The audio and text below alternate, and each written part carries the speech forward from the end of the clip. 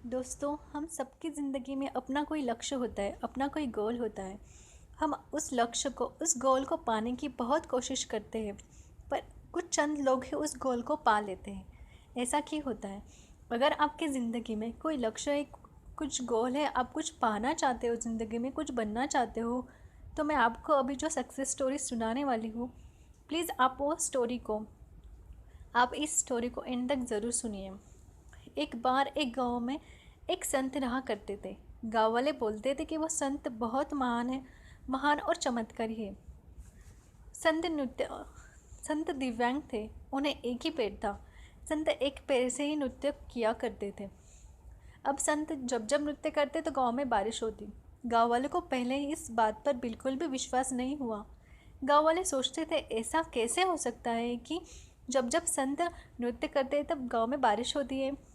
पर ऐसा बहुत बार हुआ कि जब जब संत नृत्य करते थे तो गांव में बारिश होती थी। तो धीरे धीरे गांव वालों को संत पे विश्वास होने लगा कि हाँ, जब जब संत नृत्य करते हैं तभी गांव में बारिश होती है।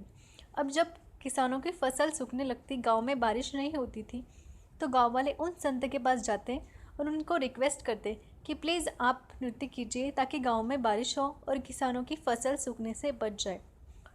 तो संत नृत्य करते तो सच में गांव में बारिश होने लगती। एक बार दो लोग शहर से गांव में घूमने के लिए आए। तो वो लोग गांव में घूमने लगे।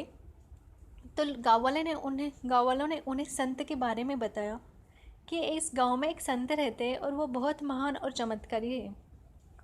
जब जब संत नृत्य करते हैं, उन्होंने बताया, जब जब संत नृत्य करते हैं तब गांव में बारिश होती है।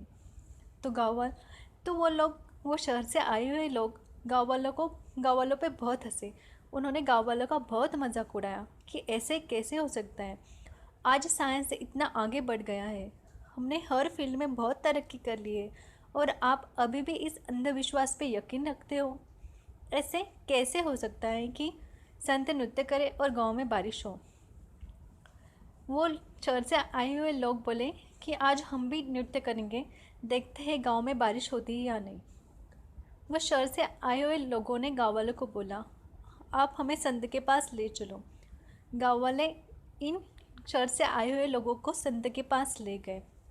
गाँव वाले ने संत को बोला कि ये लोग शहर से आए और बोल रहे आज हम भी नृत्य करेंगे और बारिश होंगी। संत ने बोला ठीक है, आप भी नृत्य करें, देखते हैं बारिश होती है या नहीं। पहले आप नृत्य कीजिए, फिर मैं नृत्य करूँगा। तो अभी फर्स्ट पर्सन आते हैं नृत्य करने के लिए। वो थोड़ी देर नृत्य करते, वो थक जाते हैं और बैठ जाते हैं, पर बारिश नहीं होती। अभी सेकंड पर्सन की बारी आती है। सेकंड पर्सन आते हैं, थोड़ी देर नृत्य करते हैं, वो भी थक जाते हैं और बैठ जाते हैं, फिर भी बारिश नहीं होती। अभी बारी आती है संत की। संत नृत्य करना शुरू करते हैं। वो अपने नृत्य में इतने लीन हो जाते हैं, कब सुबह की दोपहर हो जाती है ये समझ में ही नहीं आता है। फिर भी संत नहीं रुकते, वो अपना नृत्य करना शुरू ही रखते। अभी दोपहर की शाम होने वाली होती तो अचानक बादलों की ज़ोर से आवाज़ आती है और ज़ोर ज़ोर से बारिश होना शुरू होता है।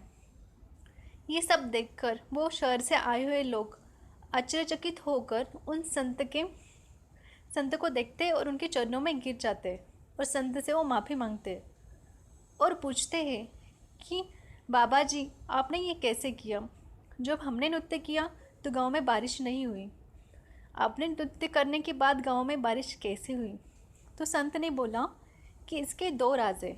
मैं आपको दो बातें बताता हूँ। पहली बात, जब मैं नृत्य करता हूँ तो मैं ये सोचता हूँ और ये मानता हूँ कि गांव में बारिश होगी।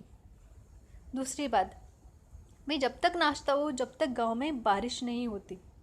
तो फ्रेंड्स, आपको इस सक्सेस स्टोरी से क्या सीख मिली? फ्रेंड्स, आपको अपनी ज़िंदगी में सफलता तभी मिलेगी जब आप ये सोचोगे कि मुझे सफलता मिलने ही वाली है, और जब तक मुझे सफलता नहीं मिलती तब तक मैं जी जान से मेहनत करूँगा। अगर आप बहुत कोशिश कर रहे हैं, आपको आपकी ज़िंदगी में बहुत से प्रॉब्लम आ रहे हैं उस गोल को, उस लक्ष्य को पाने के लिए, तो आप आपके प्रयास करने का तरीका बदल लीजिए। आप उस लक्ष्य को मत छोड़िए। आप हार मत मानिए। आई विश कि आपने देखे हुए आपकी ज़िंदगी के सभी ड्रीम्स, सभी गोल्स पूरे हो जाए, कंप्लीट हो जाए।